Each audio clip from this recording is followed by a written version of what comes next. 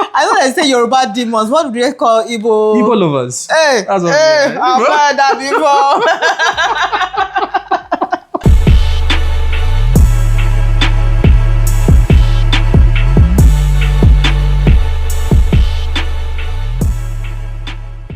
Hi everyone, welcome back to our channel. Hope you're doing well. First off, I want to say thank you to our 200 subscribers. Well, right now 200 and counting. But but we're thank grateful you for that. so much. Thank you for being here. Yeah. Thank you for watching our videos, sharing our videos, liking our videos, commenting, and all of that. Yeah. We really appreciate you. It makes us, feel like we should keep going. Yes. Thanks for being here.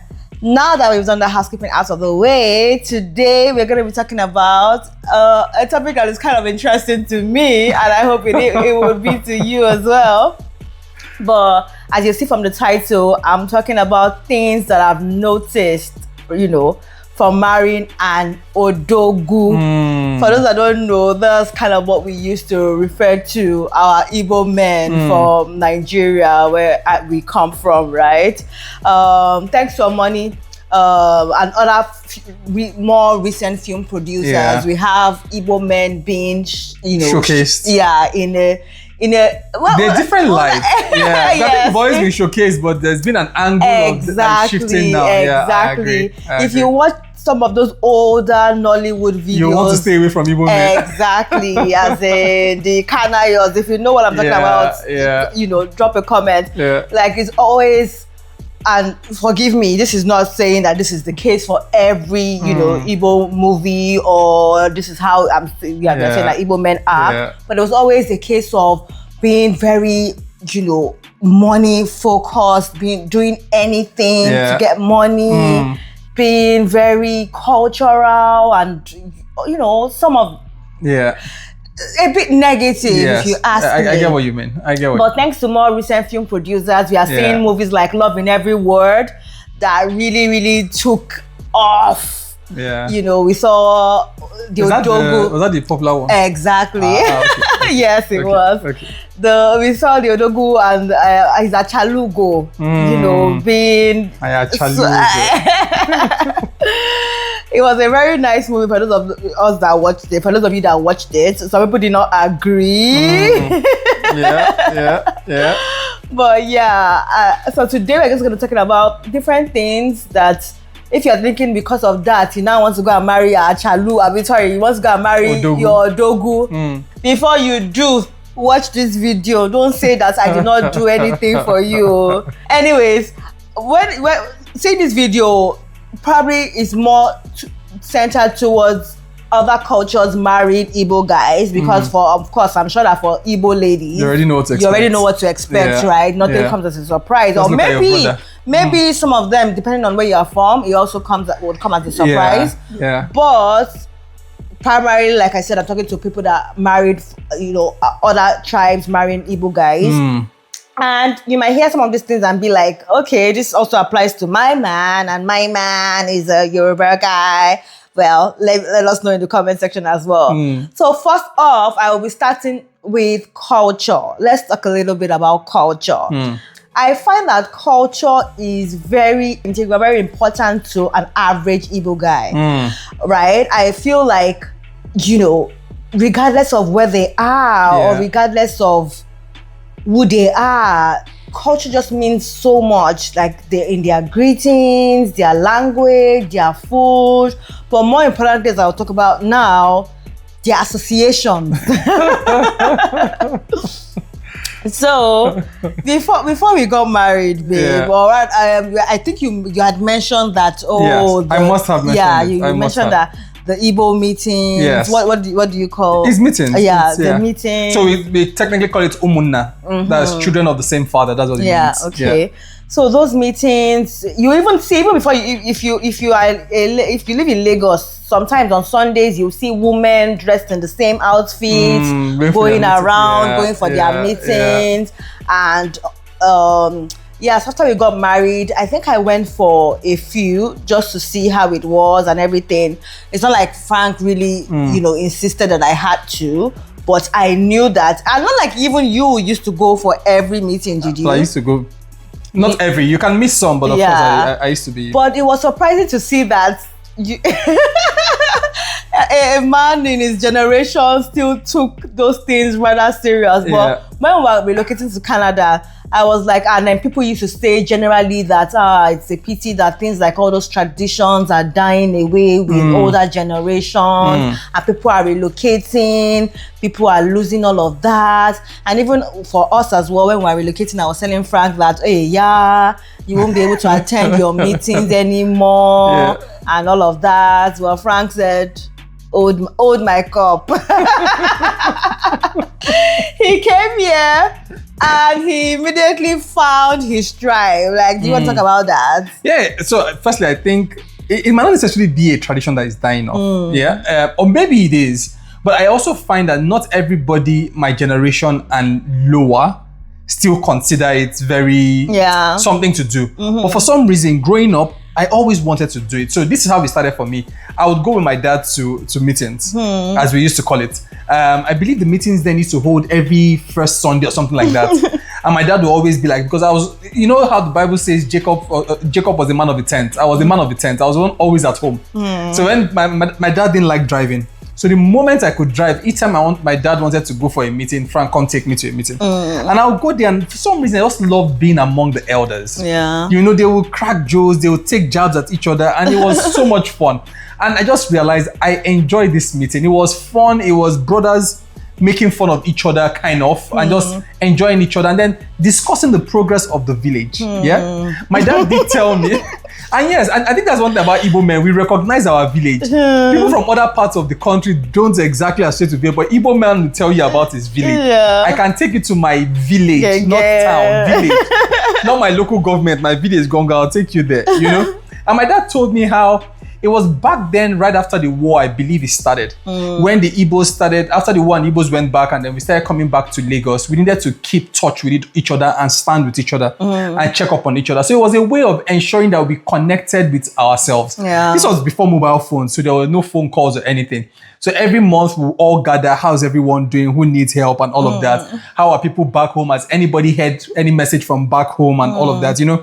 So it was a way of keeping in touch. And now I find that it's still relevant. Unfortunately, the tribes have grown so big and the younger ones are not coming out anymore. When you go there, you still see the elderly ones there running things. But you're like... No, but me, I must be there. And you enjoy this meeting. They have it virtually over the phone because it's like a North American. Yes, now we have in North America, so US and Canada, and we meet virtually, and usually would last somewhere around 3 hours.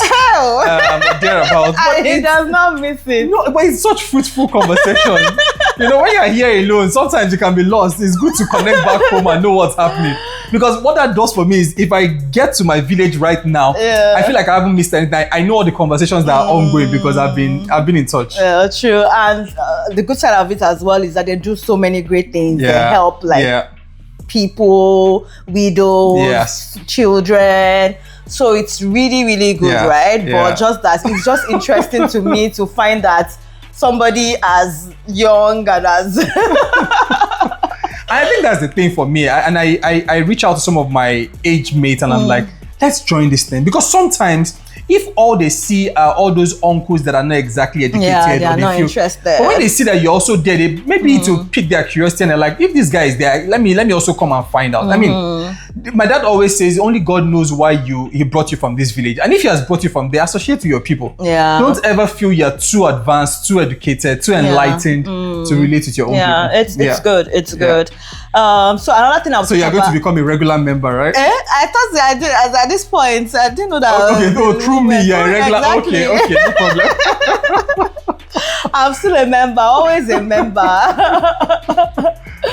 Okay, another thing I'll talk about is language. Of course, part of being very, into culture, it also means that language would be very, very important. I remember before we got married, his dad, my father-in-law, my dad as well, would always say that Ifunaya, that's what he calls me, and I'm giving you 1 year to learn our language. And I'm like, Daddy, don't worry. 1 year turned to 11. I got this.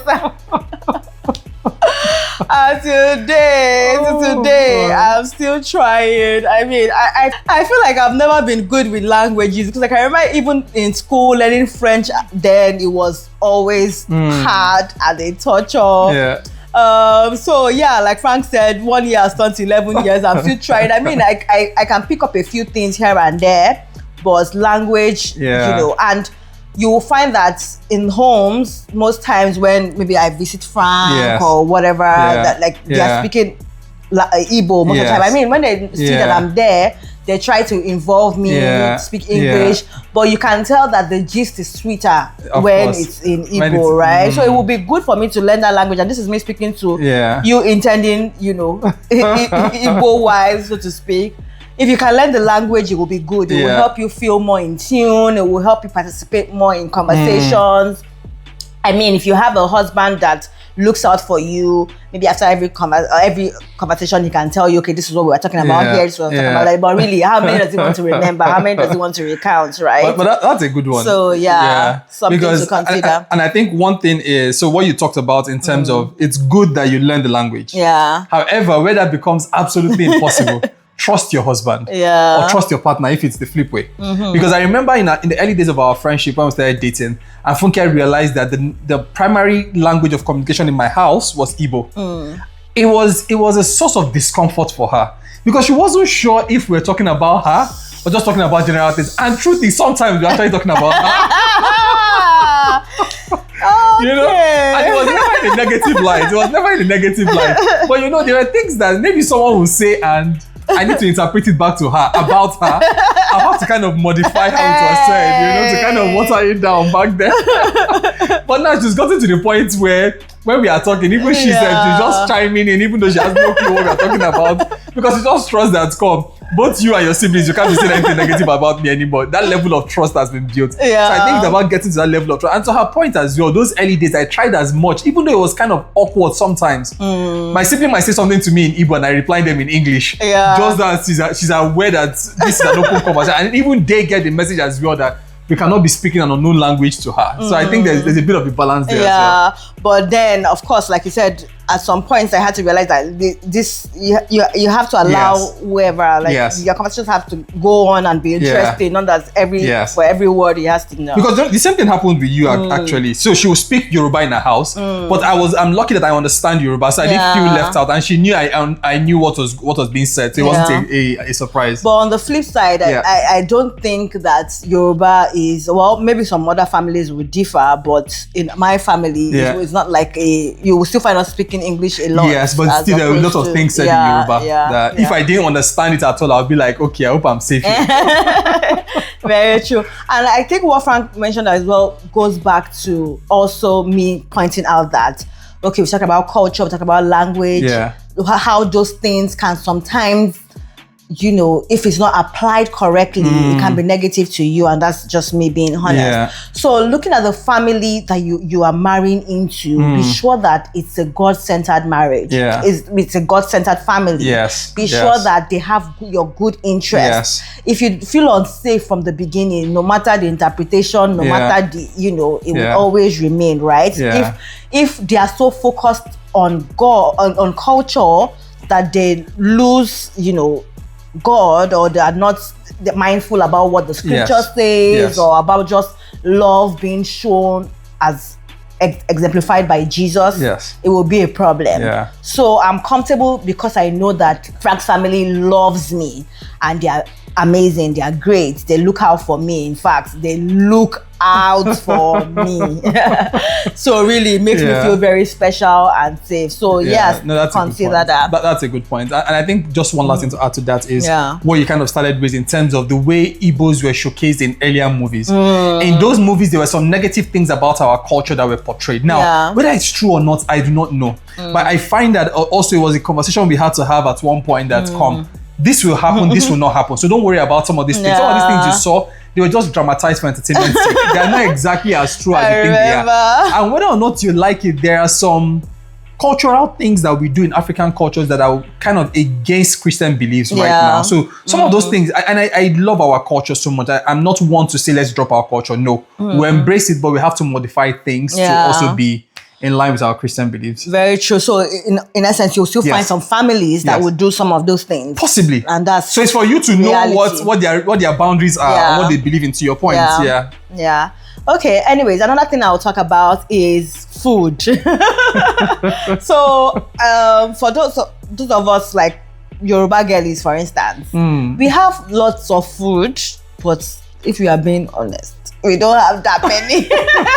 I mean, maybe if soups. you don't, we don't have as many as the Igbo people would have it. Yeah. So this is, you're marrying somebody that is coming from his taste buds being exposed to different types of soups and food and all of that. So of course, if you intend to marry an Odogwu, you have to step up and try and make things that he would also enjoy, make meals from the Igbo tribe, or even if you cannot, just be experimental, make other things as well. Thankfully, related. Well, maybe even not closely related. You always enjoy thankfully there's YouTube now that will give you different recipes. There's lots of social media, exposure to different recipes that you can try, just to make it not boring, not I absolutely agree with you. So it's very important. And kudos to you, by the way. I think you did really well with Igbo soup. So Funke will make very good. I know she says ogbono is not Igbo food, but the way we make our ogbono is different from your own okra or whatever you guys call it. But she knows how to make it the Igbo way. She will make egusi, she will make ukazi and all those kind of things. So kudos to you for learning all that and delivering really well. But I think my message as well, even though we're not talking to the Odogwus themselves here, is you said that you're marrying someone from that tribe. Don't expect. Be practical. Know that sometimes what you will take is red stew and if that's what you get, that's fine for today. Don't expect to get it the way you used to get it growing up. Because for us, growing up, there were a plethora of soups you could cook. But now you have to kind of manage your expectation. But of course, if you also have a wife that is meeting you there and delivering assorted, even both Igbo and non-Igbo and Mediterranean and taking you abroad, I mean, what else is left? I'm just remembering how when we first got married, sometimes I would cook something new. In fact, be like, I like this. We should be we should cook more of this. And for the next how many months? Sir, it was just an experiment for that day. Oh boy. Anyways, okay, next thing that I will talk about would be just that confidence. If you saw that movie, for instance, you see the way Odogwu carried himself. He would come into a room, spend money, speak, like he owned even more than he did. Just that way they carry themselves. And I find it, I don't know if it applies to every Igbo man, but I found it so true with Frank. Like Frank embodies a lot of charisma, a lot of confidence. The same. In fact, I used to joke that if Frank told me, for instance, today that, do you know that I own part of the White House? As silly as that sounds, I would like, for a second, be like, babe, are you serious? Do we really? I just feel like until today, I feel like Frank can do anything. I feel like anything. In fact, that belief has put me in trouble. Exactly, by the way. I was going to say that because now I kind of feel like if he doesn't do something, it's because he does not want to do it. Not because he cannot do it. It's not because he cannot do it. Because I just feel like he can do anything he sets his mind to. He just You should come and save me. I don't know where she got that opinion from, but truly, that belief has put me in trouble. Where she just thinks that, you can make it happen. I can't make it happen. I'm trying to figure it out. But it's good you mentioned that because I think it's kind of our training as Igbo men. We are built, and again, everybody's built as a man, but there's some, when you see an Igbo man raising his son, he makes a clear distinction that this is a son. You're supposed to be the one to inherit things from me. So he builds you up from that perspective. And they instill confidence in you from the get-go. That, you have to stand up as a man, talk like a man, look straight like a man. That's why an Igbo man will tell you, for instance, that I can't bow to anybody. In our culture, we generally do, as a man, we don't bow. I'm telling you, we don't bow to everybody. Every man is a god to himself. Pretty much. And that's almost the way it's sold to you. Now, The downside to that I was going to get to that. it kind of stretches into a place of arrogance. Yes. Yeah.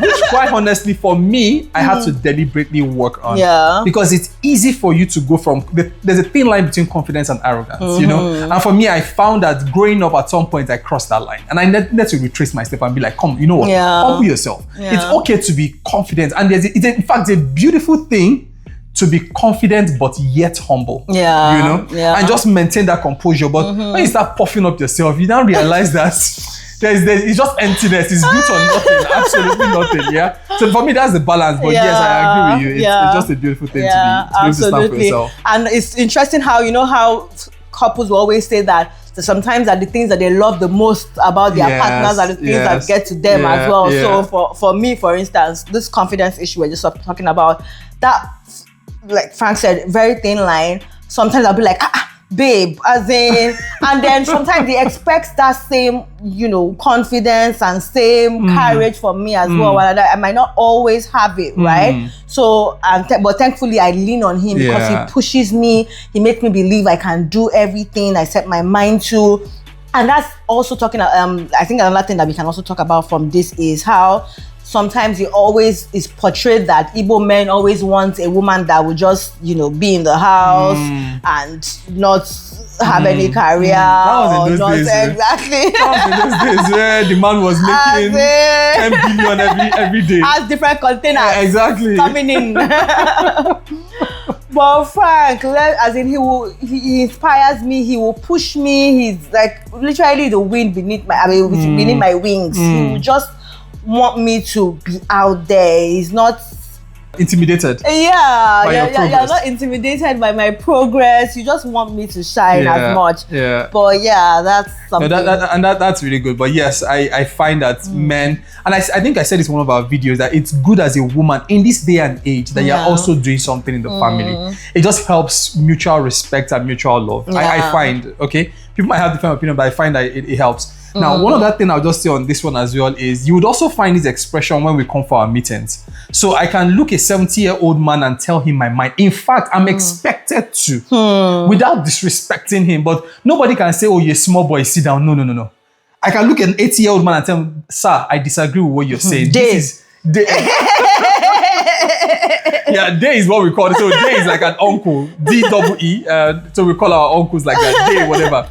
You know, I don't agree with what you're saying, and this is what it's supposed to be. And you know, he himself will understand that, this guy he's a man, he's a head of a house, so he will give you that respect. He's not looking at you as a small boy, he's looking at you as a fellow man. Yeah. You know, and it's funny how you still go back to even till today, we still go back to the village. So someone can do a party and say, oh, I give this village a cow. When they kill that cow and cut the meat, age grades will come and pick based on their age.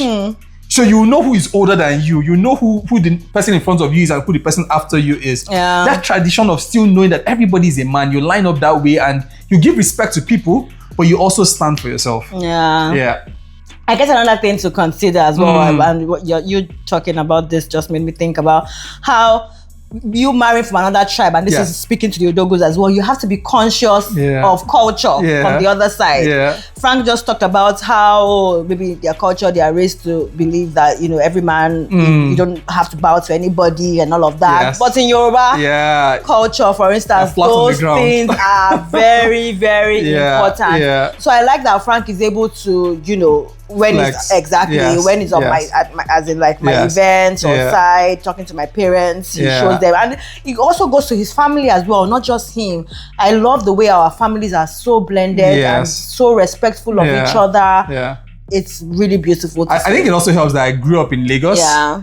My dad and my mom speak fluent Yoruba. So it helps kind of that we understand the culture. Yeah. In fact, the church we grew up in was technically a Yoruba church, you know? So it helps that we kind of grew up very much around Yoruba people, and it was easy for me to kind of blend into the culture, quite honestly. Yeah. I would assume that an Igbo man that grew up in the East might have a bit of... And so, to your point as well, that would also mean that if you as a parent, the Igbo boy that grew up in Enugu or in Aba or in Onitsha comes to your house and is not rababa in the way you expect, you know, you kind of cut him some slack. It doesn't mean disrespect to you. That's just what he knows. for him, he doesn't see why should I lie down flat on the ground to. And it's not like you're lying down flat. I mean, but yes. Like, are you lying down flat 2025? But it's still our culture, and there's nothing wrong with it if we need to. At traditional weddings, you still lie down flat, don't you? True. So there's nothing wrong with it, but it's just understand the differences in culture and we people perceive it. Okay.